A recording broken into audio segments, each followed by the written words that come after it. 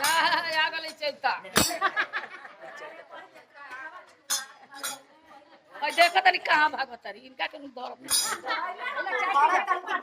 सोने के लोटा गंगा जल पानी सोने के लोटा गंगा जल पानी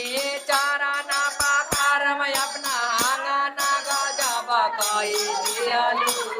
हे मैया पखार में अपना आंगन गजब कई दियालु गजब कई दियालु रे मैया गजब मैया हमरा मंदिर के भाग चमकवलु गजब कई दियालु रे मैया